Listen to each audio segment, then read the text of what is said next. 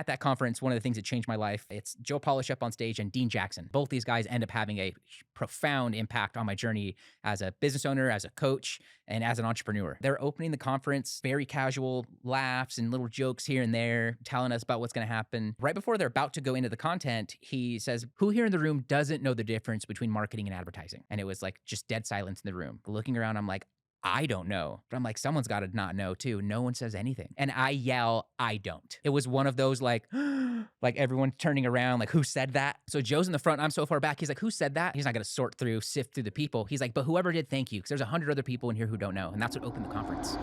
Imagine having direct access to someone who's navigated life's toughest terrains and come out stronger. Someone who's been there, done that, and can guide you with empathy, experience, and honesty. This isn't just advice.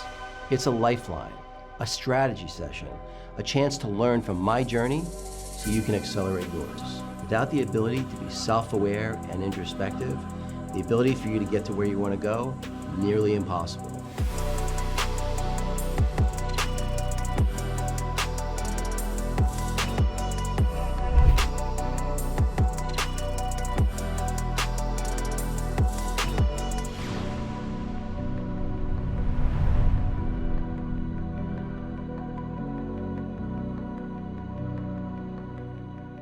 Hi, everybody. Welcome back to the David Guttman podcast.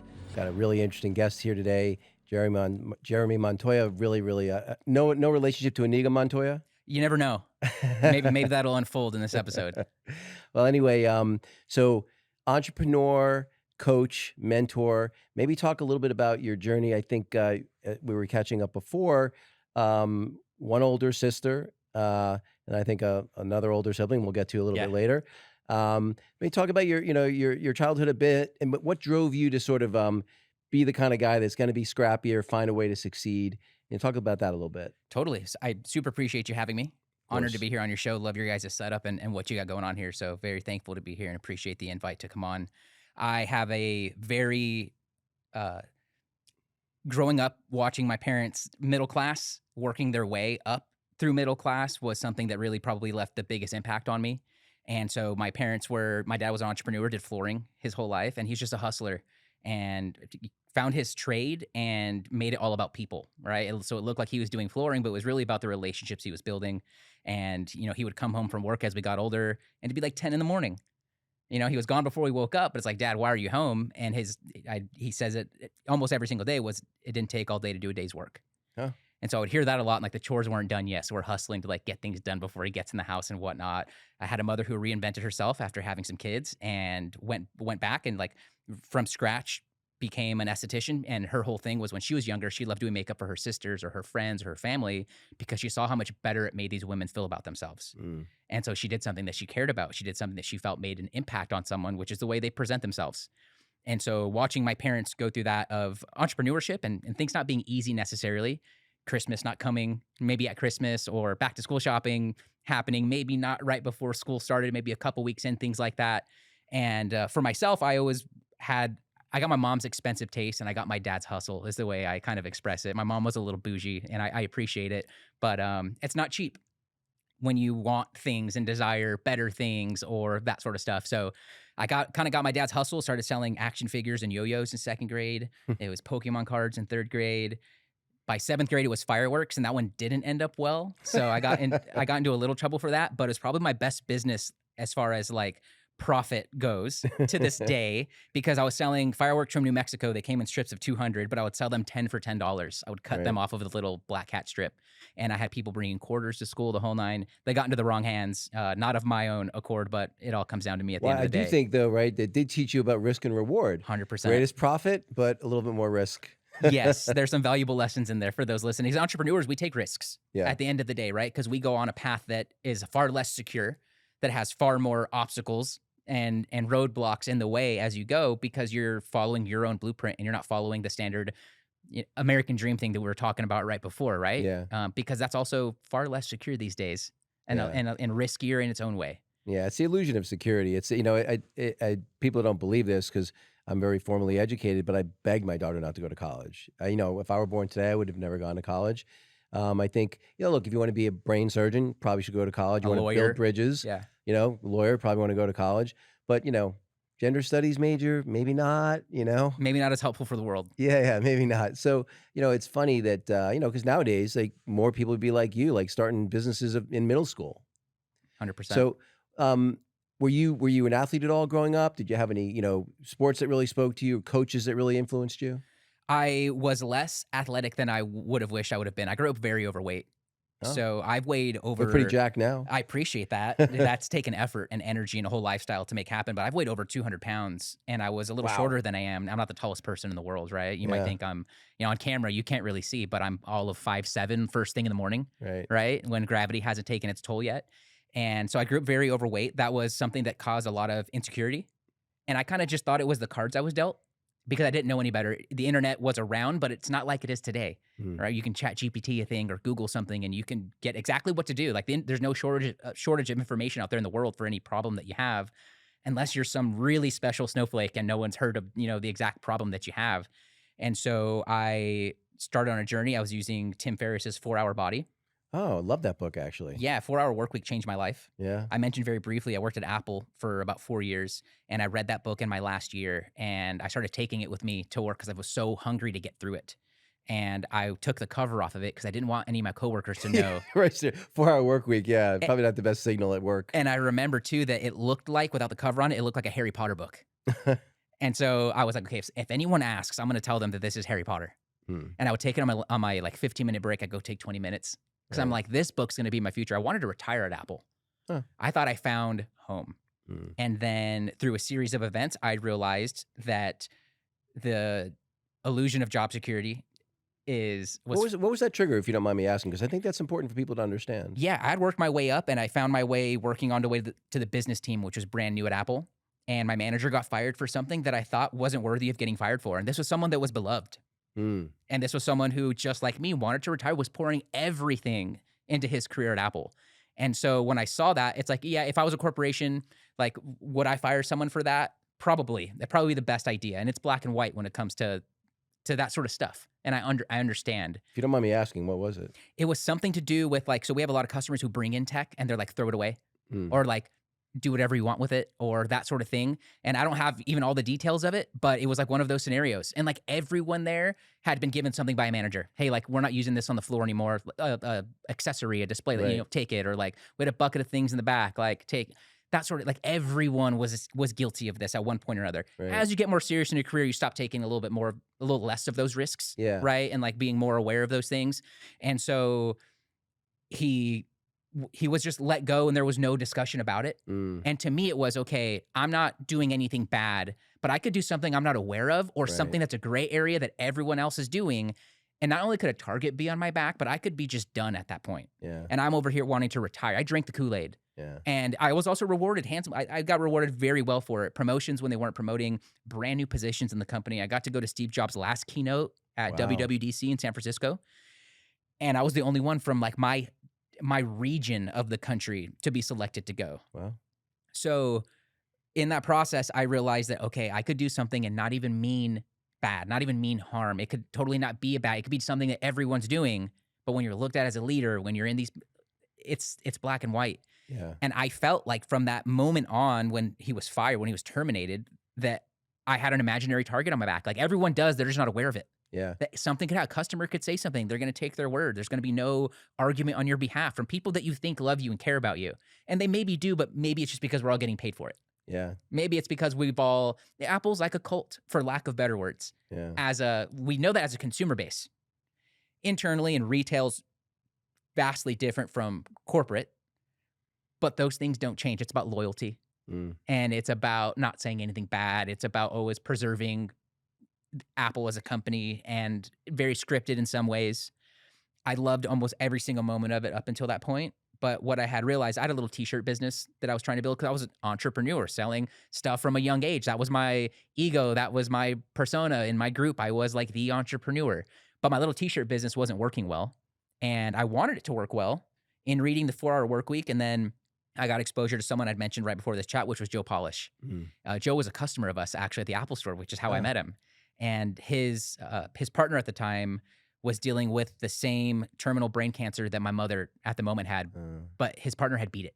uh, And so he was very, very generous from the first moment I met him for no reason to be, with like, let's get her and your mom to chat. Let's see what we can share with what worked for her and all the like, but it was very towards the end Yeah. of my mother. So we weren't able to make it happen, but he was overly generous and even told me, um, we had just connected, but I think I'd mentioned in passing that I'm going to be leaving and you're going to be taken care of. But like, you've been so kind. I don't even know you, but thank you. Didn't even know who he was. Mm. And he's like, hey, you know what? He's like, he heard about my little t-shirt business and that I was an entrepreneur. I'll tell anyone who would listen at the time, Yeah. right? And he was like, I have a marketing conference that's coming up in about 2 weeks, about a week after I would be leaving Apple. He's like, why don't you come on me? And why don't you just do it in exchange for some technology time? I could really use even a couple hours here and there at the office for issues we have for our computers and that sort of stuff. And I'm like, done. That sounds really cool. Come to realize that he has the oldest and longest running podcast on business and marketing. Wow. I go to this conference. It's at I believe it's the Marriott or the Hilton in Mesa, and there was like 1,500 entrepreneurs. This was no 100 Right. people in a room. Yeah, This was yeah. no little workshop. This was huge. And so I get there close to on time, but I'm in the back of the room, right? You're looking over, 1,000 people in front of you in the stage. He was small. It was a big conference. Right. People were paying thousands to be there, plus travel. Yeah. These were serious entrepreneurs, and they were all online business owners. Hmm. And I realized very early in that conference, and I have a quick story on that here in a second, but I Please. realized very early that I didn't have the kind of business that these people had. And these were success stories. These were people who were crushing it. And I didn't know the verbiage at the time, but they were solving problems. And a t-shirt doesn't inherently solve a problem. Right. It solves an archaic problem that's been solved for thousands of years. Mm. And so that was also very hard for me, a very hard pill to swallow, that like this thing I've been putting all my energy and focus into, that I have a partner with who's a childhood best friend of mine, that like, how am I going to tell him Yeah. that this isn't the business? Mm. And how am I going to convince him the things I just learned that I don't even know what I'm learning yet? Like, how am I going to try to get them on board, anyone on board with these things? It was almost like a lonely, alone in the universe type feeling, when it's like that process of reinvention. It's like caterpillar to butterfly. Yeah. You don't know what's on the other side of it, but you know you have to go through it. At that conference, one of the things that changed my life, it's Joe Polish up on stage and Dean Jackson. And both these guys end up having a profound impact on my journey as a business owner, as a coach, and as an entrepreneur, in hindsight. But they're opening the conference, very casual laughs and little jokes here and there, telling us about what's going to happen. And right before they're about to go into the content, he says, by the way, who here in the room doesn't know the difference between marketing and advertising? And it was like just dead silence in the room. And I'm like looking around, I'm like, I don't know. Like, I thought I could know. Maybe I Right. could fool one of my friends if they asked me, and I could come Right. up with an educated sounding answer. But I'm like, someone's got to not know too. No one says anything. So I'm in the back of the room. There had to be at least 1,500 people. And I yell, I don't. Right. And it was one of those like everyone turning around, like, who said that? Okay. So Joe's in the front. I'm so far back. He's like, who said that? Like, who said that? He's like, I don't know who said that. He's not going to sift through the Right. people. He's like, but whoever did, thank you. Because there's 100 other people in here who don't know. And that's what opened the conference. Nice. So through that series of events, I realized that these people solve problems. They have ebooks and lead magnets. They're putting out information. Mm. And if you go back to that version of me, I wouldn't be able to tell you those in those words. I just know that now. Mm. And so from that point on, I was like, okay, I need to do what they're doing, is how I would probably have expressed it. I need to learn what they're teaching more, follow all the people who were speaking here, tune into more of Joe, fast forward it into coaching, into podcasting and email list building. That was like the first 5 years of my career, podcasting and email list building and the merger of those things. I got invited to speak. Joe has a meetup all over the US. And so there's like a leader of it, and they'll have guest speakers. Wow. And you can go and hear about marketing concepts and be around other marketers. This one was held at Scottsdale Public Library. So I went to one of them. It was awesome. The person who was leading it, she was a sweetheart. She's like, hey, do you want to come chat about how, the podcast and list building stuff is? Like, any value I can add, I will. Like, if you think I have value, I'd love the chance to talk about it. That was cool. But there's one of these events happening in almost all the big cities, in at least all 50 states. Like, these meetups are going on all over. And so, of course, like, Joe isn't there. Right. And that's who you want. Everyone who comes their first time, they're like looking for Joe. Right. And How old is he? Joe has to be the better part of 60. Okay. And if he's not, he hides very well. He's a super connector. Like I briefly mentioned, he has a lot of good causes he's behind to help people battling addiction. that addiction's a disease. I didn't hear that before him. And Mm. so everything he does is because he was a former addict as well. And he has a group called the 25K group. I think he has a 100K group that's the investment to get in. But Oh, you're also around other people who, this is not come and like learn these things. It's come and connect and take yeah. ideas and mix ideas. And it's like, I aspire one day to be in those rooms as well. Nice. So I get defined to me the difference between marketing and advertising when I'm there. And I'm so dumb in my journey that I don't even know what question to ask. I don't even know what a dumb question is at this point. I'm just trying to soak it all in. And both these guys just have a huge, profound impact on my journey. Fast forward about another year and a half, and I got asked to go and speak again at some other stuff that I had going on, progress a little bit in my journey and how I'm helping people in the business space and other coaches. And on a whim, I invite Joe to his own thing. Huh? Exactly. So he has these meetups, and Right, they're right. going on all over. So he Yeah, yeah. and so he goes to one, but it's the Christmas one every year. They have it at their office. Okay.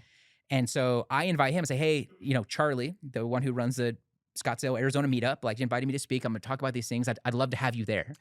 Oh, wow. And this is his thing. Yeah, yeah. And he very politely declined. He has a lot going on, but he's like, hey, but I want to have my COO hop on the phone with you just to hear more of what you have going on and whatnot. So I chat for 15 minutes with his COO at the time, and we just get familiar with each other on the phone. He's, Joe would really like to be there, has a lot going on. Totally cool. I wake up at 6 that morning to a text from Charlie, and she's freaking out. She's like, why did I just get a text from Joe that he's going to be at, like that he's coming tonight? And I was like, that's weird. So I call her out when I wake up. I'm like, well, I invited him, but he politely declined. I Right. didn't expect him to come, but I Right. would like, I think Yeah. that's a nice thing to do. And I thought it was kind of cheeky. It's his own thing. Yeah, yeah. Right. And so I show up and Joe's there. Wow. And there was a lot more people in this room. Either the meetup had gotten better or the topic or whatever it was. And like that for me was one of those moments that I just like look back on very fondly, because I think a lot of the progressions in my journey have always been because of other people. Mm. You don't always get a chance to thank those people. A lot of those people are no longer even alive who've had an impact on me and for all of our journeys. Right. But we're just never going to get that chance. But I think any chance that you do have to pay that forward to others who are in that room, but also like to allow that person to see how much of an impact they've had on someone. Yeah. Right. And so I check in with Joe once or twice a year just to say hi. I don't want to bug the guy. Yeah. Super, super busy with what he has going on. I respect that. I just want to be more plugged in and more around him because I just love everything he has to offer and to share, and just his persona, what he brings to the world. But You said if I remember correctly, you said that you'd bought some training from him also, right? Or was it him or was it somebody else? no, this was from another Okay. person. Yeah. Okay. Yeah. And talk- like investing in myself has always been I those was going to leapfrogs say, too. talk a little bit about that, because obviously that's what you do for a living too. Yeah. But people don't realize, like, it's so funny because we don't think anything. Like when my daughter went to college, the reason I tried to talk her out of it, when you take everything into account, it's like $250,000, for her to get a degree in psychology that you could wipe your butt with. It's like, I'm like, think about how much, mentorship and education and training you could get for a fraction of that. And people don't, but they're like, oh, dropping $5,000 on a gender study class you don't think anything about, They but don't bat an $5,000 on a coach or a mentor, which could pay unbelievable dividends, Mhm. people balk at. It's interesting. 100%. And I think what you're referring to was the first time I hired a business coach myself. Right. And so I was the entrepreneur in my group, had this little t-shirt company, which to me, I know like isn't enough to pay any of the bills I have. But to my friend and social group, it's like, dude, you've made it. Right. Right. And so I try to not, I think I was aware enough to not let that be my like, dude, you've made it. Like, just keep doing what you're doing. I was not happy with where I was at. Mm. That's probably one of those things that keeps progressing me is I'm not happy in stagnation. And I have a vision for so much more for myself and for my family. And so I keep on chasing those things. Hiring my first coach was a very humbling experience. And, there's a lot of people who always say, stay humble or be humble. But I think what they're really trying to get at is to stay honest. And when I was being honest with myself, I wasn't where I was at. Other people had what I wanted on the surface. I could see that, but having to actually reach out, apply for help, interact with the thing, and then make the investment, that was very humbling for me and very scary because I wasn't in that industry yet. Mm. Now, to me, that's every day, investing in myself, asking others to do that same thing, right? Right. It's very everyday for me. But for anyone who's never done that or it's their first time doing it, it can be very scary. But when you get grounded in the reality of the situation, staying honest, you have to do what you have to do if you're ambitious to get to where you want to be. And I don't think that there shouldn't be human turmoil for that. You shouldn't have to cross people. You shouldn't have to leave, disaster in your wake, so to say. unless it's your own. Right. You have to dismantle those pieces of yourself, right? To dismiss the ego, to get grounded with what reality is, stay honest with yourself so that you can progress.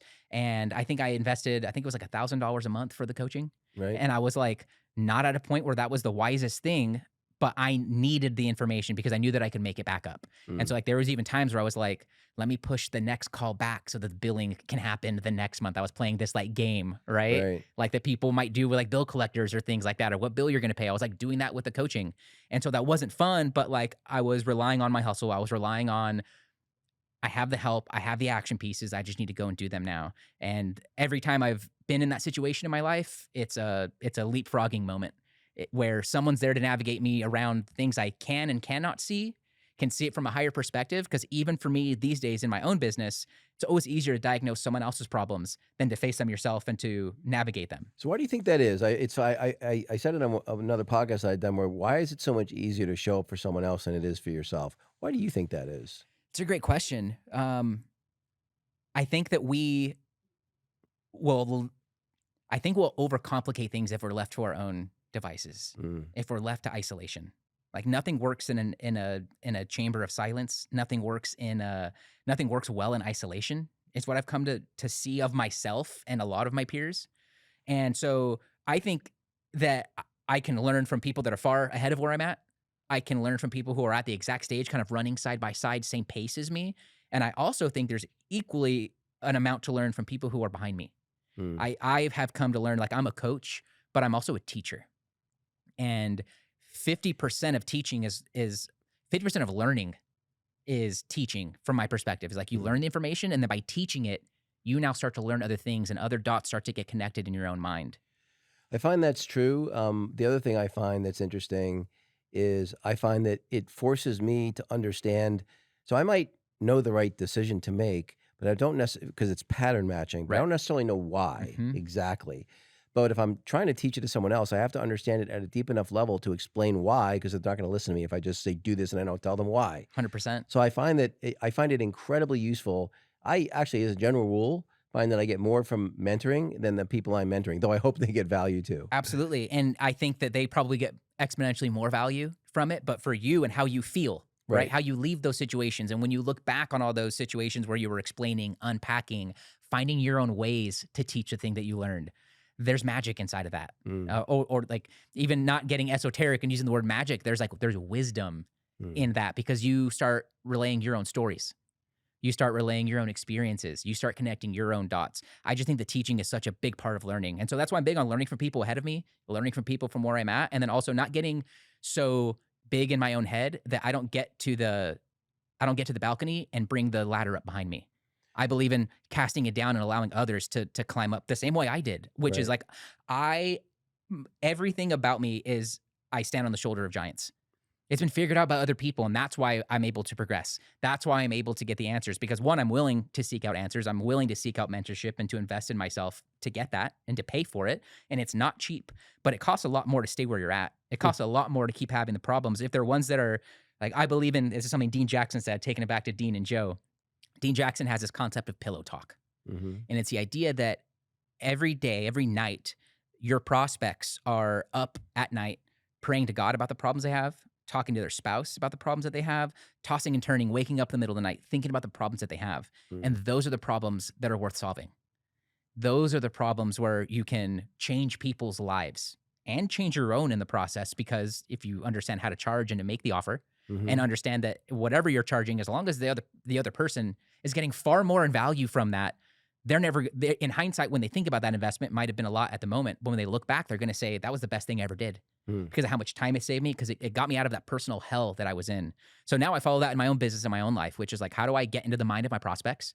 So anything I do in marketing, anything I do on social media, anything I'm putting out to my email list, to my audience, or advising others on, it all comes down to problems. You don't have to get fancy with it. That's the other good part with social media and going viral and relying on other people and platforms and all of these things.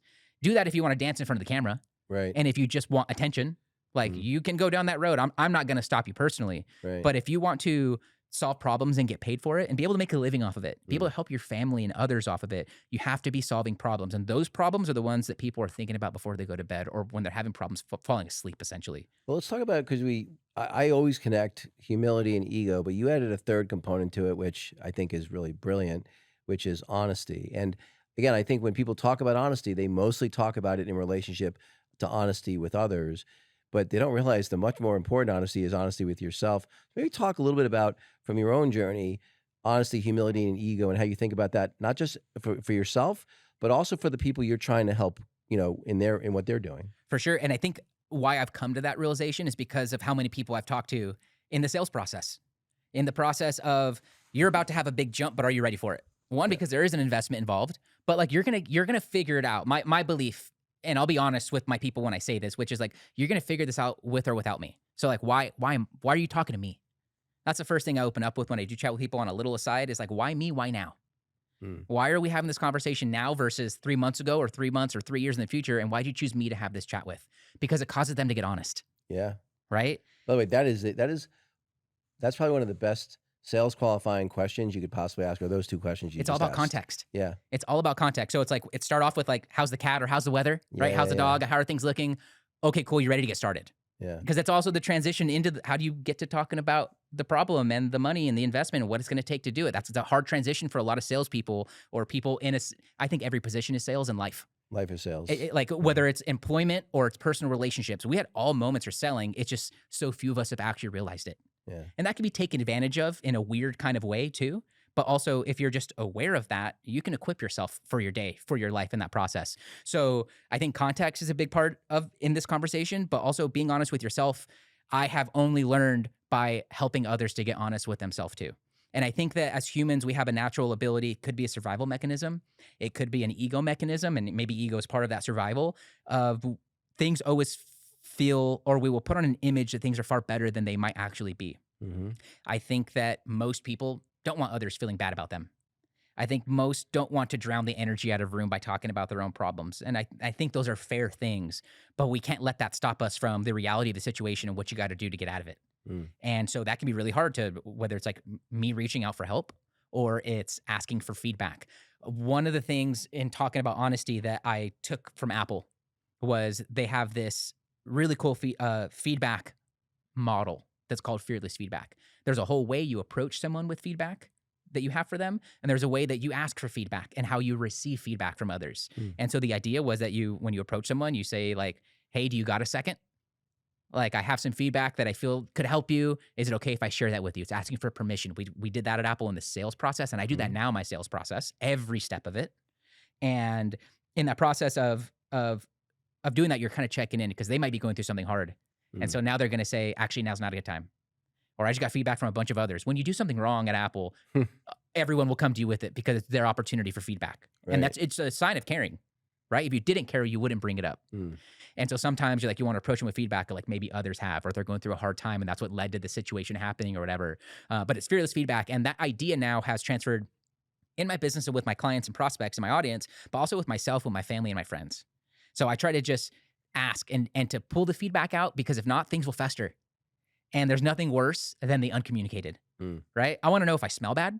I want to know if I'm doing something that pisses you off. I might not be able to change it, but if I'm at least aware of it and that it's bothering you, maybe I could put some thought behind it and change my approach. Because if I don't know about it, I can't do anything about it. And so I just think that's big in interpersonal relationships. And I think that goes really far with business. And like, it all comes down to that honesty part. And then when you get the feedback, it's listening to it and not arguing or rebuttaling it. It's saying, hey, I need to think on that if you may not agree with it or you don't understand it yet. But it might also be sharing, I didn't mean to come off like that. Like I was trying to do this, but you know what? Like, you're right. I need to be more aware of that. Let me work on that. Can you hold me accountable to that? And so I'm just big on with the people that are closest to me, them holding me honest, because I think it's really hard for ourselves to hold ourselves honest. Only we know what happens behind a closed door, right? My belief is only we know and only God knows. Right. And so that can be a lot to hold on to. And I think oftentimes we might even think we're far worse or far worse off than when you let it out in the open and share it with someone that you trust, or you hear other people's experiences. You're like, okay, I'm not that bad. Or, hey, my thing is nothing compared to that thing. And it's just perspective, right? It's not to say that they're better or lower or any of those things to other people, because I think comparison can really lead us down a route that's not productive. In either way, hey, I'm better off or I'm worse off in that comparison structure. But How many years have you been coaching for now? I have been coaching since 2015, and I started. Wow. I didn't want to become a coach. Right. My coach, I shared this right before, Right. said, "Hey, you want to be you want to have a personal brand. Right. You want to be like a Gary Vee. You want to be like a me." His name's Brian Harris, super good guy, makes amazing tools and products for entrepreneurs these days. And he's like, "Okay, so yes or no? Do you have an audience you could sell a product to?" And I'm like, "No." He's like, "Okay, so that would be long. Do you have enough money if you were going to focus on that for 6 months where you would be okay not making a dollar?" I'm like, "No." He's like, "Okay, so you need money right now. So you are going to do what I did before I started my business. You're going to go offer services. Mm. So your job is to come up with 10 different things that you could do. And on our next call, we're going to talk about mashing 2 of them up together or picking one that you can go and offer. And you're going to go and offer it to big people in the space that you want to be like, and you're going to do it for free. And if they want to work with you, you can have that conversation, but you're now going to blog. That's going to be your blog. Right. And the thing that you're going to talk about is what you're doing for other people and the result of it." And I was like, okay, like I see that will work because I know you did it. Before he was a big, well-known name, he was blogging about what's working in other people's businesses as a client or not, and say, "Hey, Pat Flynn's doing this thing, check it out." And he would do a breakdown as a blog post or a little video, or he would go and help someone with it, charge him for a service, and then go and report back on it. So I started doing that. And I say all that to say, because you asked, how long have I been coaching? Yeah. I'm out here trying to get clients who have a podcast and want to build an email list. And so I'm making these little 5 to 10 minute pitch videos to Lewis House, to Natalie Sisson, to Rick Mulready, to all of these people in my space that I was listening to their podcast. I was basically pitching them all. Right. I would essentially say, I would find a hole or identify a potential hole, and I would think to myself, what would I do to solve that? If they were to hire me, bring me in as an employee or as a contractor, what would I do? And I would go and do it for them. I would do a video on what I just did for them, and I would give them everything and say, you can have your team implement this, or let me know and I can help. Like all completely for free as like a first trial run. In doing that, Lewis was amazed. He used my work on one of his episodes, and I asked for permission to use his results on my blog and to share it with my small audience. Right. And that right there changed the game. So now when I'm pitching other podcasters who are maybe not as big, because Lewis was the biggest at the time and he still is, and that gap may have even grown. And I would say, hey, I did this for Lewis House. Right. Here were the results. I would show the email chain. I would show the results. I would show what I did. And now people weren't ghosting me. They were willing to respond back and at least willing to hop on the phone with me. Many of them knew I didn't know what I was doing. I was just learning the process, but they were like, dude, I like your energy. I like that you're out here wanting to be like me and you're humble enough to actually offer a service, to offer help. And you're not offering me coaching. You're not offering anything. Like, let's do a trial run. Or how long did it take you to be able to make a reasonable income from it? That didn't happen until 2017. Okay, wow. So 2 years you were at it. Yep. It was keeping my expenses low. I sold my house Right. to like open up room on my credit cards and to pay off debt I had gotten from coaching. I did that to like get a little bit of cash so I could keep on going. And I bought a house and I got a hell of a deal on it. I was renting the house. The guy called me up, said, hey, I'm selling a bunch of my houses and yours is one of them. I'm still in bed. Okay. He's like, so you're going to have to move. He's like, would you even qualify for that? Would you even want the house? And I'm like, I think I would. I was working at Apple at the time, and I think I would. Like, let me see. Like 30 days later, it was mine. Didn't have to move anything. I made a really good amount of money selling it, but I would have made way more keeping it. Like seeing it now. But I sell that and sharing the services, and now I'm coaching. I would put the results on my blog. Lewis didn't pay me a dime. He just let me use him as a case study and went about his own merry way. Right. I was still prospecting, but I would share it on my blog. And I would email it out to like 100 people I had who agreed to be on my little email list, my MailChimp email list at the time. Right. And someone from Sedona, Arizona found my blog through SEO search of looking for podcasting list building, which is the words I was trying to target and not doing it well. Right. And my first paying client was someone calling me saying, hey, I have a podcast and I want to use it to grow my email list. Can you help me? Right. And they didn't want a service. They wanted coaching. So it was like, my mind was blown at the time because some stranger just found me from the internet and is like already asking me for coaching and then winds up paying for it. But my coach over here was telling me to do services, and that kind of worked. But also now I have this coaching thing. I'm trying to offer the services. I was a little confused. I was very happy and thankful. And I didn't act on the coaching thing hard until about 2 or 3 years later. But I was like, dang, that first person that actually gave me money, that was a coaching client. I wasn't offering coaching. I didn't talk about coaching. I didn't look at myself as a coach. That wasn't even a trend back then. But they found me and they paid me from the internet off of a phone call. that I did not do well, that I didn't start with why now, why me, that I didn't Right. start with I shared my philosophy a little bit on selling. And like, Right. I was probably at that time would have probably done more convincing than I would have done nowadays, which is getting other people to sell me on why I should help them. Why is their Mm. problem big enough for me Right. to help work on? So my first actual client was a coaching client, even though I was going for service clients. And the majority of my clients over the next 2 or 3 years were service-based clients running almost like a quasi agency Mm. alone, maybe with some help from a VA or from a freelancer for some stuff that I started to not have time for. And, but looking back, I was like, wow, that was like in the stars already that Well, coaching would be a part of it. getting them to sell you is interesting. So I remember dating myself. So this would have been, I was 23. So what is that? 35 years ago. 35 years ago, I was debating about whether I was going to go back to business school and get my It was MBA. like 1990-ish. Yeah, it would have been 1990. Yeah. Okay. That was when I was born, of simpler times. It was a good year. It was a good year. Um, Not to date you or anything. no, it's okay. Yeah. It's okay. Anyway, so I was debating about going to get my MBA or getting a degree in exercise physiology and opening a bunch of gyms. I was a competitive age group triathlete at the time, and I've been a college wrestler. So I was all about fitness and all that. So I was like, I think I'd enjoy that. I said, but well, you know what? Let me try personal training. Wasn't even certified. And let me just try personal training, and 'cause I was a computer software developer at the time, and see if I even like it.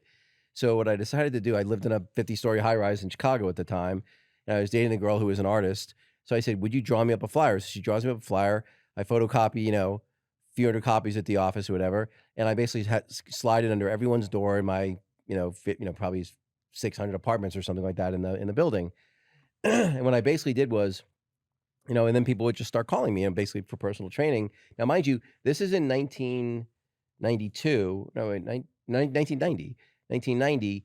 I was charging $75 an hour, and I would charge $50. Which wasn't cheap then. What's that? Which wasn't cheap then. That was a lot. That would be Yeah. like $200 an hour now, and $50 a half hour for personal training. So people would call me, and I would say, I said, look, I'm a software developer. I have a regular job. I said, I can only train you before work, after work, and at lunchtime. And I can only train you in the gym in the building because I worked across the street, so I could get home in time to train somebody. And I said, I'm only taking 3 clients and I already have 2. Why should I take you as my 3rd client? Love that. And the thing that was amazing was nobody ever asked what I was charging. They never even asked. And it was like, I would get to to be the day before the first session. They'd call me, hey, how much should I bring a check for? Back when people used to pay with check, right? And I would tell them, they wouldn't even blink. And it really taught me a lesson of, I only did it because I really could only take 3 clients because I had a full-time job. But I did that for 6 months, absolutely hated it, and got my MBA. That's hilarious. I think there's a lot of wisdom in that. There was some scarcity. I already have 2 and a little bit of proof whether it was fabricated or not, Yeah, right? it was fabricated to start till I got the first 2, and then it wasn't. I think all of marketing to one degree or another is fabrication. Right. It can be done in a really good way, ethical way, or it can also be taken advantage of and be done in a totally opposite, unethical way too. But deadlines are created. And it's in like another way to create urgency or scarcity is to say this offers only stands till this date, or the ship sails and we take off with those who are on board on this date. But like the reality in an online business is that you can cut if you wanted to, right? You could make that date whenever. But when you put a date or when you limit capacity, these are great ways to get people to start thinking the right thoughts, which is, I need to work with this person. Well, and the other thing I would say to them is I'd be like, look, you're my billboard. So convince me you're really, committed to doing this. Because if you look like crap in 6 months, then that makes me look bad. And again, I just flipped the whole thing. Whatever, it was just sort of intuitive to me. No, that's smart. I actually do the same thing in my entry-level program. I call it the case study program. And it's that same thing. It's like, we need to make you a success story first. So we have 2 programs. One is for someone who's already making $15K or more a month. And so the way I look at it is we almost have like a sign outside of a roller coaster. And it says, you have to be this tall to ride. Right. And if you don't make that, it's black and white. You need to go to this route, which is, I also look at it as like, that's our yacht. The high-end coaching program, you're at 15K, let's get you the yacht and let's get you going, because we're going to add more revenue. So paying us, that's not going to be an issue. And most business owners have a lot of expenses. So you're making 15K, but maybe you're taking home 2. So it's like, let's get you more money so that finances aren't an issue all the way around for you and making the payments to us. Right. That also causes for me to make a program that pays for itself quickly, which I think it should. I think that's how things should be. The other side of it is building the trust. And it's like, you don't need the yacht right now. You need a life raft. We need to get you 3 to 5 clients your first 3 to 5 clients, your next 3 to 5 clients, and to get you 3 to 5 clients every single month, if you're following our frameworks, that's 12 to 15K every single month. Let's get you there, and let's get you there for 3 months in a row, and then we can help you out on this other side. Mm. And so like getting clients is what every coach wants. It's what every business owner wants. And I think getting clients can be really hard if that's your focus. And instead, you should level up your perspective and work on keeping clients. Because it's far easier to run a business if you're not always needing to go and find new clients. So why don't you just make a program that people don't want to leave? That's really, talk about that a little bit. That's a really smart perspective. So talk about that a little bit, because I don't hear that very often. I usually hear the first part, which is, hey, get more, get more, get more, bigger funnel, more in the funnel, more at the bottom, da da da. But you're right. I mean, everyone knows it costs way less to keep a customer than it does to get a new one. Absolutely. So maybe talk about sort of some of the tactics and strategies you use to help do, extend that lifetime value. Yeah. Like one of the first things we do is when a new student signs up, a new client signs up for our high-end program, there's no contract or agreement or any of those sorts of things. There's no email follow-up on here's exactly what you're getting or any of those things. But what we do have is a promises document. And what it lays out, it's a piece of paper with a line down the middle, and it's our promise to you, and it's your promise to us. And our promise to you is far longer than what we're asking for from you. So it's showing the dynamic of the relationship. We're also charging, right? But you stand to make a bunch of money because of it. And a couple of those things inside of there help lay out how we're going to work. One of them is feedback, which is if we do something wrong, that you're going to bring it up to us and tell us, because we might not know. And because we're human. And we also ask that you give us a chance to make it right. That's a promise. So that means that if we did something, whether we were aware of it or not, and that made you upset or that made you not happy, that you don't just keep it to yourself, that you tell us so that we can make it right. That's also how I think all good relationships actually work. Sure. Whether that's communicated or not, we put it in black and white. We're going to make that promise to each other so that we have a chance to make it right, and so that you can get what you're paying for and hopefully the result that you're looking for. One of the other ones that we ask is that we also ask that you refer to us 3 high caliber friends of yours, because this program's far more fun when your friends are in it. And our goal is to actually have them make friends in the program. What we want to hear from them is they didn't value the coaching from us. They didn't value the curriculum, but why they stayed around was the community. That's how we don't want people to leave because their friends are in there. Right. And because they're getting killer results. And if they want to, we ask for a year commitment, but there's no contract that's for a year, because our vision for our clients is far longer than a year. We want to be with our clients for a minimum of 3 years. In the end of that line where it says, we ask that you refer 3 high caliber friends of yours. And we don't ask this lightly, and we don't ask this often. And the reason why, it goes on to explain far more eloquently than I'm sharing with you here in just 2 sentences. It says, because we can serve you as our clients far better when we're not out having to constantly find new ones. Oh, makes sense. So there's something in it for them. Right. And there's something in it for us. They're going to get more time with us. And we're able to focus on making world-class programs and products that help them get results, because we're not out here just hunting for the next kill. So how much of I would imagine a good percentage of your energy is therapist. Is that fair or no? Therapist for myself, or no, being a therapist for your clients? A lot more than I would like, but because I understand what I do is far more than money in business. Right. And we have deep-seated roots from our childhood traumas, every single one of us, that are keeping us from where we want to be, or that are emerging when we're almost to where we're at.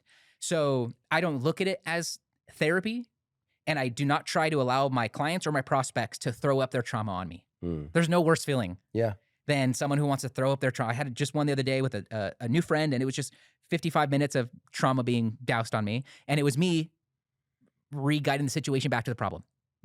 Just let's stay not, hey, let's stay on track on the phone, but me getting us back on track. Yeah. With let's come to an agreement on what the problem is. Whether I'm helping you solve it or not, you're going to be better off, and we can have a productive conversation here. So I think a lot of it is I'm never going to try to shush someone out of their trust in me, even if I'm a new friend, of sharing these vulnerable things with me. However, there is something typically in that's holding us back or keeping us where we're at. And we relive these traumas, and we stay in the same place in our life when we constantly relive them. We have to find a way to get it. I think they're energetically stored in our bodies, and it's our job to work them out. And most of us, when we were kids, we had a way, which was cry. My dogs have a way when they shake hard. That's a way of getting their trauma out of their body. Right. If they're ever upset and they snarl, they snip, kind of loud. I have 2 little Yorkies. They shake. when they wake up, they shake and like they're doing that all day long. And that's like keeping trauma from getting stored in them. Mm. We don't have a way of doing that because crying's not acceptable, or constantly crying's not acceptable beyond being an infant. Right. Whereas an infant, you cry and you let it out, and then you're right back there with mom and dad, who was the person that maybe inadvertently emotionally hurt you in some way because you didn't get what you wanted or for one thing or another. And we have a way of dealing with it. But crying is so, and I'm not saying, yeah, go cry and that's going to solve all your problems. But I think for a lot of people, it actually might be a good start is to, back to the beginning of the conversation, get honest with yourself about the reality and get honest with yourself that you can't change it. Yeah. You can't change the past. You can only change the way you look at it and your perspective on it. And like, I think it's productive for me to look at everything good or bad that's happened as something that serves to make me who I'm becoming. Mm. Well, let's talk about maybe your clients in this way. The client who was the most challenging to help and how you were able to accomplish it, and then the one that had the best result and what was unique about what you were able to do for that person. Yeah, I think that the clients that are always the most challenging to help are the ones who have an idea of how it should work and it's not working. Otherwise, we wouldn't be having a conversation. But they're dead set on making that the way they become successful, the way they solve their problem. They think they know it because they were taught from someone. A lot of us, and I'm just as guilty of it, we learn from people who are far ahead of us. Mm-hmm. But if we take what they're doing right now and implement it to where we're at, it's not going to work. They did the right things at the right time for enough times in order to make that thing work. And you have to do at your stage what needs to happen right then just to get one step ahead. We're looking at 10 steps, but to get to 10 steps, you need to take that first one. So a lot of my clients, we have to do unlearning with. Okay. A lot of my clients think they need super fancy funnels. They think they need paid ads, and they think they need fancy technology and to look like they're the biggest influencer and all of those things. Mm-hmm. And I just don't think that those things are what it takes to be successful. I don't think that's what it takes to get to 50K a month in an online coaching business. Mm-hmm. And I think that thought process just holds us back from where we're at. I know you're dying to be the big person, the on stage and everyone looking after and to feel that kind of way, but that's all ego. Mm. And that's taking away from the reality of the situation that we need to be doing the basics. I think that the fundamentals are the fundamentals, whether they were in 1990 or in 1900, but the circumstances change. And so how you evolve with those fundamentals change, but the fundamentals are still the fundamentals. And so a lot of us, we get into the constant content creation, into the offer perfection, and into like optimizing our funnels and our ads when it's like, you're trying to get 1,000 clients right now because that's what you think a successful business look like. Why don't we just dumb that down to where's your next client coming from? And when you can boil things down that simply, it changes the overwhelm of all the things that you have to do to get the 1,000. Right. So I'm big on, let's look at the big picture and then let's get down to like what needs to happen today. And so a lot of my work is telling people you need to cut these we need one program. We need one offer that you can sell all day long. Which one's it going to be? And people, that's like asking them to pick their favorite kid. Right. That's like asking them to kill the other children. Like that's how big of a decision it is. Steve Jobs, when he went back to Apple, was he went down to 4 products, right? 4 of them. Yeah. From From all of the ones they were offering to pro and consumer, Yeah. a desktop and a laptop for each. Yeah. And I'm such a Steve Jobs fan and was honored to have been able to work for him while he was alive. Right. And I take a lot of pride in that personally. He's not the perfect human. I don't think anybody is. Yeah. Right. But that's the first thing that he did. And that's the first thing almost, if you're a coach, an entrepreneur, and you have multiple programs and then you are not yet at 10 to 15K a month, which is like the starting line, you have to cut down to one program, because if not, your mind as a salesperson is always going to be conflicted with the right thing to sell. And if you're overwhelmed with that, think about what's going through your prospect's mind. They don't know which route to go. You don't know which route to go. And so there's a chance that one of 2 things are going to happen is that they're going to not end up making a decision because of decision fatigue, or they're going to potentially make the wrong decision and not get the right thing that they need. Now you have to go back and undo these things. So I'm big on one program, helping one very specific kind of person that has one very specific kind of problem. Most of my coaches that come to us, they have that, but so much needs to be stripped away. So the clients who are the hardest to work with sometimes are the ones that need to unlearn, because they're being taught by a Tony Robbins, a Brandon Bouchard, that you need 4 programs, you need funnels, and you do ads, you do all the things. These people don't need ads because they have so many people in their audience. Right. And if they do ads, that's not preventing them from paying rent, Right. paying the mortgage and paying the basics. And that's the reality for a lot of coaches. They're robbing Peter to pay Paul in the process of making the business, and it's a never-ending game of that. I want my students to experience profit from their business, which is like a profound idea, that there should be money that you get, not that you're paying yourself for doing the work, but that you get as a business owner. Yeah. And most business owners never experience that. But you have to plan from that from day one and how you're operating, which means keeping it simple, keeping your overhead light, and keeping those two principles with you even as you grow. Because the second money comes in, they're hiring the VAs or getting the services, they're getting all these things. And now that's an additional 3 or 4K in overhead that the next, okay, now the month end, now we got to look at the next month. Right. Like you had a great month this month. That doesn't mean I hope it's even better or at least the same the next month. But the way your head now you have to delegate. Now you have to do all these things that aren't your natural skill sets. Some of us are delegators, some of us aren't. But some people have a harder time with that than others. Yeah. So it's like you got to find one way for people to find you, one way to close them, and one way to serve them. And when you can so my hardest clients have always been the unlearning of those That makes complicated a lot things. of sense. What about the client that you're most proud of, the one you made the biggest impact on? Yeah, I think those ones have a profound sense of belief in themselves, which I can't take credit for. Hmm.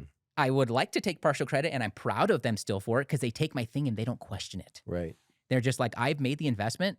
And like, this is how I treat my coaches too, which is like, for lack of better words, your word is now God. Right. You have what I want, either in life or in this area of life. Everything I know now gets thrown to the wayside, and I'm just going to be a robot and I'm going to do what you tell me with as much belief as I possibly can. So those students always stand out to me. Like I had a student, his name was Chris. When he found me, he had just paid $15K to a coach that was going to give him the runaround and was already giving him the run. Hard to get a hold of. First session hasn't even happened. It's very nebulous with what he was offering and what he was getting. A 7-page contract which is really protecting the person selling it. Of course. And not looking out for the person getting the services.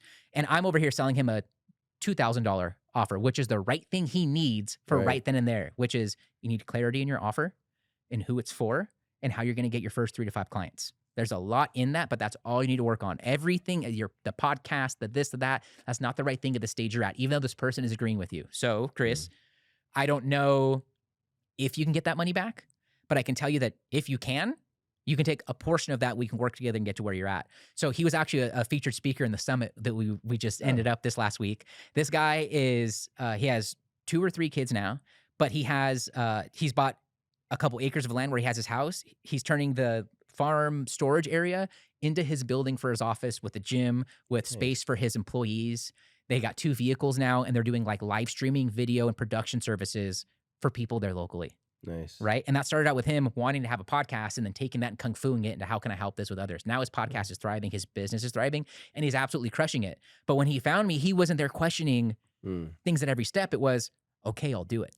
Okay, I'll do it. And it's like, I think that when you believe in yourself, that you'll be blessed in that process. Like I believe in a much higher power than myself. I give all the glory to God myself. And I just think that God has a far better plan for me than I do for myself. And I think that's the case for a lot of the students, a lot of people that I work with. It's just a matter of your own belief in getting rid of the distractions, the illusion, and the opposition, call that what you want, that's preventing you from getting there energetically. Best compliment you ever got? I think they come down to ones where people are paying me for help and for my time, but they say you care. Like those sorts of things right there, right? Where, or even clients who want to be friends outside of the stuff we're doing. I like to be around people and work with clients that I could hang out with after work. One of the criterias in my emails when I say, hey, I'm looking for more people, you got to be this and that. You got to be cool and coachable. Like I got to want to hang out with you outside of these things. So I think one doesn't come to mind right now, but the ones that are always most humbling for myself are ones that like, dude, I can tell you care. And like, you make me feel like you care. And that's just a feeling. But when they have the results of that, I think that just takes it to a whole other level. Biggest mistake and what you learned from it? Biggest mistake, and this a little bit comes down to like, how do you help your own business? Why is it always harder for own business? I think it's not asking for help sooner, right? We talked about the stay humble versus stay honest. And it's like, even if you don't have the investment for it, asking someone for help in anything that you're struggling with is always the best first step. And it's going to make your shoulders lower. You're going to feel like the possibilities are already better for the thing that you're trying to accomplish. And I think that you end up being able to head down a better road with a better head on your shoulders, knowing that I'm willing to ask for help and I'm no longer alone. So I think it's always come down to situations where I waited to ask for help, where I had the money to make the investment, the thing I wanted, but I delayed it for some reason. And so I think it all comes down to just not waiting and instead taking action on those things. So you were, from the beginning of the conversation, you said you were pretty overweight when you were younger. How old were you when you made that pivot? And you're obviously not overweight now. You look quite fit, healthy and fit. So tell me when you made that pivot. And it's funny, years ago, there was one girl in particular I remember, when I met her, she was slender and attractive and whatever, but she had been quite overweight. and she still saw herself as fat, like, as the fat kid, which was kind of nice because she was beautiful, but she didn't act like the girl is a big prima donna. Right. Curious about your journey. Yeah, I mean, the women who have been through, and probably guys too, who have been through something, always appreciate it more, like when Yeah, they had to earn it. yeah, And that's always refreshing, right? yeah, Because like a lot of women are just born with beauty, yeah. or a lot of guys are just born never being overweight or being super athletic or those things, right? And so when you have to earn something, I think you appreciate it far more, 100%. and it comes from a way more humble place than it does of arrogance or those sorts of things. I it had to have been about 2016 to where like I really started. It's like 2015, 2016.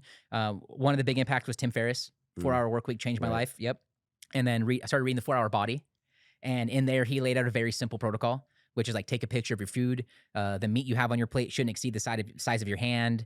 Eat greens and like beans and those sort of things to keep you full. He had a little bit of workout with like kettlebells and like very, very Tim Ferriss-y, easy at home Yeah. things that you don't have to travel far for. So I started doing those things, and like I had weight fluctuations in between. Like I got down to about like 160, 170, and then I like slowly climbed my way back to 190. So like I had to buy new pants Yeah. because I lost weight. And then the belts weren't fitting me. I'm like the last one, like poking holes with a screwdriver in my belts to like Right, keep them right. on, right? And my pants are all fitting kind of weird. Anyone who's been overweight and had to buy new pants or those things, like you know what I'm talking about. They can get all weird around your waist. And then like I had to go back to the old pants, and Right. like the new pants weren't fitting me anymore. Like I Yeah. had some of those things happen. And so like it wasn't an overnight transition. There were ups and there were downs. And now I feel like I found a lifestyle that is easy, that takes little to no effort to work with, and I feel far more in control of my weight because of it. So it's like a 6 hour intermittent fast in the morning. So the Mm. first 6 hours of my day, black coffee, pre-workout before the gym. That's it. No sugars, no food or anything. And then understanding how many calories, like anything you want to weigh, there's a caloric number associated with it. With like this many calories will maintain it. If you eat over that, then you're going to put on weight and store fat. Or if you eat under it, your body's going to begin to burn from places where you have those stored things. I can relate with that amazing woman that you mentioned who lost the weight and all that, because like Right. I still look like I was walking out of the gym yesterday, and like I'm looking at my shadow as I'm walking Right. out, and I'm like, dude, like I could see my lats from the front of me Right. in the shadow. I could, okay, my shoulders are finally starting to come in, awesome, because my biceps and triceps grow like I don't have to work on them. That's how easily they grow. Right. My shoulders need some catching up. My chest, my back need some catching up. Been working on it for the last few years now, but like in my shadow, I could see that, but I still feel like the fat kid, Yeah. right? Like I still feel like that same version of me. And so the thought to myself was, and I've had this thought every now and again, which is like, at some point, you just got to be happy with where you're at, no matter what. Like whether you're overweight and you find a way to be happy with it, you should do something about it if that's eating Sure. at you. And it probably is from the health perspective. Like you're eating out years of your life by not doing something about that. And you're going to have a lot of health issues, and it's going to be even harder to get rid of as you get older. Mm. But for me, it was like, hey, you know what? Like I still have room, and I'm not like satisfied, but like I need to find that satisfaction now. Otherwise it's never ending, because my thought was, dude, 3 years ago, I would have been like, hey, if I had this body, I'd be talking to all the girls, I'd be doing all the thing. I'd be like, living my best life and all of that. And it's like, you got to find a way to be happy with it where you're at, so that you can stay. Because I think gratitude is one of the most powerful forces in the world, in the universe, if you want to go there. And like I had that thought yesterday walking out of the gym, which like, dude, a couple years ago, I couldn't have imagined looking how I am right now, and it being this easy and me loving it so much. And like, how can I find happiness in that now versus delayed? So, dating, girlfriend, you're still you're still very young. Want to have a family someday. Like, where's your head on in that kind of stuff? Yeah, like I said, I'm gonna be 35 in March. I hope and pray that God has it in His will for me to have an amazing wife and a beautiful family. Like I want to have a bunch of kids, Right. and What's a bunch? At least 3. Okay. Wow. Okay. Yeah, at least 3. And so like I pray every night for that, and I hope that's in God's will. And like I said, I think God has a far bigger plan for myself than even I do have for my own vision, because His plan is always better for me in the long run. And the things that I find myself in out of happenstance, which I think those are kind of like godly moments, so to say, or like that's how things were supposed to be when you have those kind of moments and feelings. And so right now, like I'm not spending a whole bunch of time on the dating. And like when I look at the last 10 years of my life, there was times where I was super distracted with it. And super distracted with the social life and all of that. But I have my health in order, which is a blessing. I have my business life in order, which is a blessing. And so now I do think there is a bit more time or a bit more desire to make that happen. But I'm not in the mode of trying to push it or trying to force things to happen. and not trying to like will it into existence myself, because I just think God has a far better plan for me. So, I have a lot of friends like from high school, like, they're married to each other now and like kids and those sorts of Right. things. And I'm super happy for that. A little jealous in a way, right? Because that's what I hope for. But I also have a lot of friends who are at the same age or a little older than me and are crushing in areas of life and like don't have that yet. So I don't feel like I'm 35. I think that's working in my favor. Right. And most men can have kids until they're like, Yeah. closer to 70. So I'm also like Yeah. banking on that. So I don't feel like I'm 35. I feel like I have a lot more time to make it happen, and I am optimistic that that right person will be there. But probably should spend a little bit more time. That's become more of a desire for it. Right. But I like over the last 2 years definitely took my energy back from a lot of social circles and a lot of just pursuing the social side of things, just to have my happiness and my peace back. Now, were you always religious, or did you come to that later in life? I was not. I grew up in a Christian household, but my mother and father never pushed read the Bible hard. They never pushed college hard, let alone. But like we also were at church at Christmas and Easter, or Mm, when times got tough. right. Like when my mom got brain cancer, I mentioned that. I'm not sure if I mentioned it here on the show where we're live, but when she got brain cancer, they would go back. I had left home and whatnot by that time. But I got very distracted with the new age spirituality, the manifestation, the all of those things. And I'm not saying that there's not truth in any one of those things, but I started to feel a deep sense of emptiness about 10 years into it, which would now have been about a year and a half ago, of emptiness from it.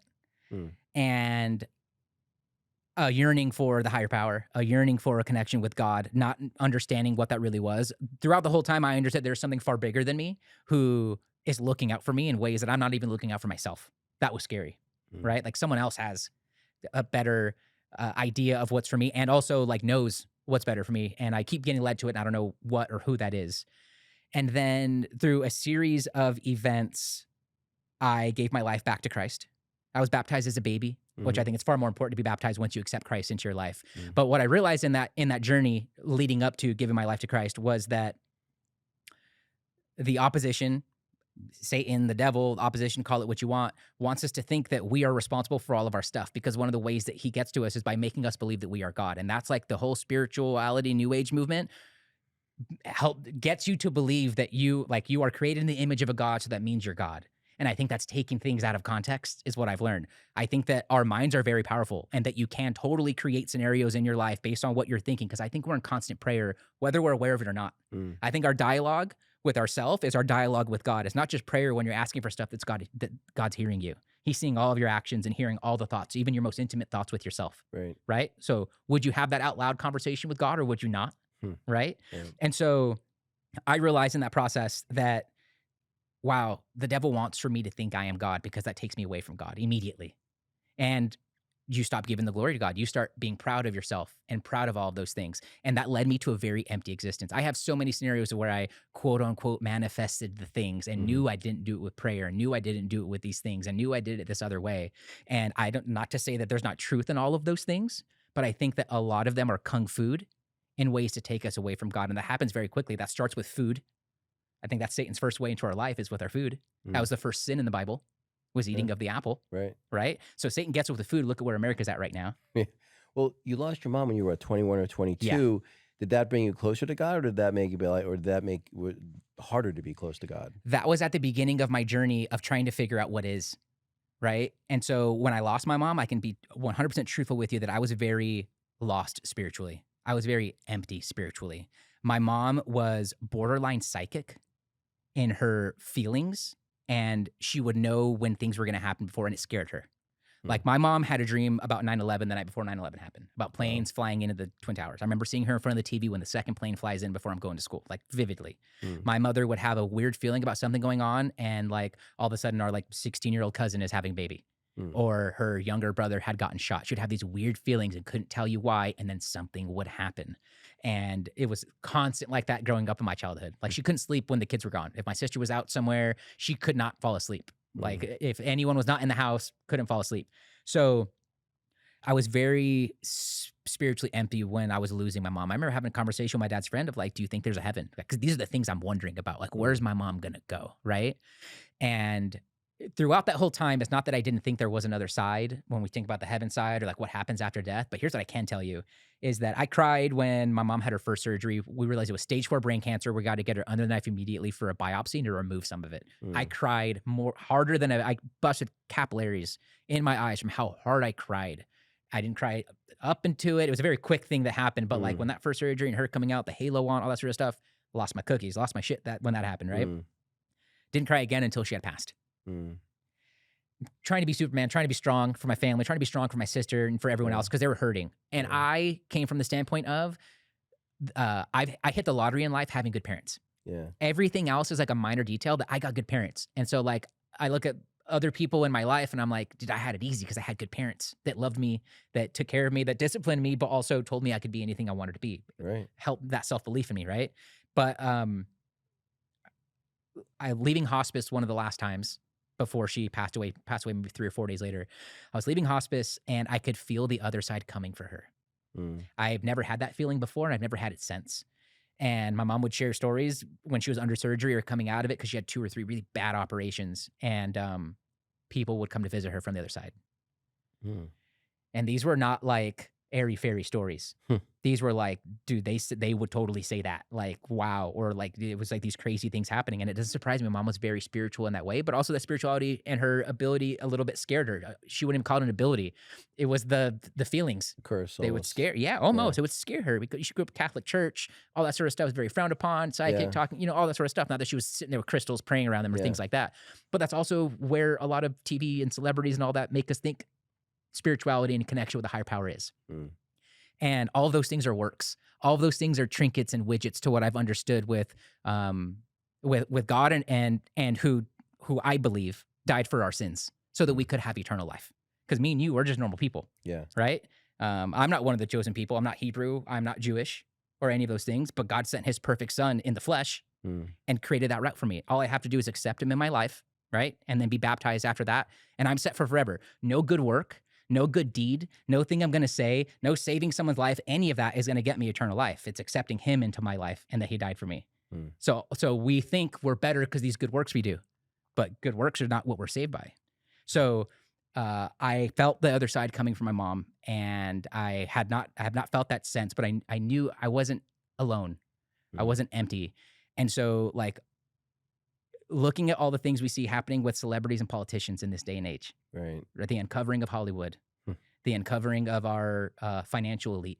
I think that we're in the age of truth being bore out, and I think we're at the very beginning of it. You're right. And all of these things have to come to pass in order for prophecy to come to pass. And it's like, wow, all those things that are going on in Revelations, if we flip this TV over to the news, right, we'd be watching it in real time. Yeah, you're not kidding. And so why are all of these things happening? Why has this book that's remained since those times, why are all of these things still happening? The human condition that's talked about in the book, still happening. The chances of sin and how we're just sinful people in our nature continuing to happen. And then all of the things that are foretold in Revelations, like we're in those times. So clearly, I'm guessing the Bible is one of your favorite books. Do you have other, and you've had some impactful mentors, are there other books or podcasts that have really made an impact on you? Totally. And I'm like an infancy in the Gospels. Okay. In learning about those things. Like I haven't read it front to back, but I try to surround myself with the word and I try to fill myself with the word. I have begun going back to church and I'm trying to also serve more at church and to be around more people who understand these things too. And that was a lot of hesitation for me because humans run the church and I don't trust humans. Yeah. But it's like, that's also part of our condition, that humans aren't perfect. And I have to accept that too about myself. Right. So I try to surround myself with more of the word of God every single day and try to live by those things and just meditate or think and pray on those things too. So it's definitely become up there, if not one of the favorite ones. Other books that have impacted me, 4 Hour Workweek has to be in that like top couple. Right. Rich Dad, Poor Dad. Oh yeah. I actually found myself on a boat in the Caribbean for 9 days with Robert Kiyosaki and 200 or 300 other real estate investors. I was 100% the brokest person on that boat, the most financially illiterate person on that boat. But I wear that as a badge of pride because now I just have opportunity to grow. Yeah. Right. So I do real estate investing too on the side. And so my sister and I do some real estate investing. She's in the real estate investing industry. And so Rich Dad, Poor Dad was a big one. Trying to think of what else I've like carried with me on a normal basis. Yeah, I'd recommend 4 Hour Workweek for anyone entrepreneurial or wanting to optimize their lives. Mm. Like And that. that book was written a while ago. Oh, and it still stands true. There's Yeah. updates and there's things, but every time I go back through the 4 Hour Workweek, I'm like Right. a little bit more progressed. And it's like, okay, now that thing I couldn't apply, that You know, thing's hitting me now. I need to reread it. I haven't read it in a while. I have it sitting on my bookshelf at home, actually. The 4 Hour Workweek and the 4 Hour Body are both on my Yeah. Do you ever listen to any of Tim's shows? a bunch. You know, I struggle because he's so monotone Yep. and like he's hard to listen to. You got to listen to 2x. It And seems here's like. here's why I kind of like that. And this is like a recent revelation over the last couple Yeah. days. It came in regards to like pastors and preachers who use a lot of charisma to teach the word of God. And if I think it's also like in a job interview, if you have two candidates and one of them is super charismatic and the other one's not, but has the same experience, Right. go with the person with the least charisma because they had to work fucking hard. Sorry. They had to work really hard. That's a great point. You know, I never thought about that. And I'm the That's a person great- with charisma. That's a and slap in the face. Maybe if they're not in sales, but Sure. outside of sales. Outside of sales, right? Right. And like maybe even a little bit in that. Like there's something, Yeah. there's a seed of that in there. It's like I'm the person with charisma. Like, Right. like I can talk. Yeah, yeah. I'm not the most educated. I wasn't the best in school. I struggled in high school. I'm not great with math, but my people skills carry me a lot of the way, Right. And my like work ethic now. Like I have to work twice as hard for a lot of things that come to people very naturally and easy. So Well, if you haven't read the his other books, Tribes and Mentors, okay. which is And fantastic, Tools of Titans, I know is one and of then his. Tools of the Yeah. Titans, I've read both of those. Okay. They're fantastic. And they're not like I like after 4 Hour Workweek. These aren't books that are meant to be read beginning to end. Exactly. You can read them at you can read them bathroom. Yeah, it's almost like a coffee table Yeah, type yeah, book. So I like that idea, Yeah. but it's also kept me a little bit from like, but 4 Hour Body was one of those. It's like, okay, it's not meant to be read front to back. You go to Right. where you need to go, and then you start from there. Like that was like, dude, Tim's so cool. It's like it's his show is very monotonous. Yeah.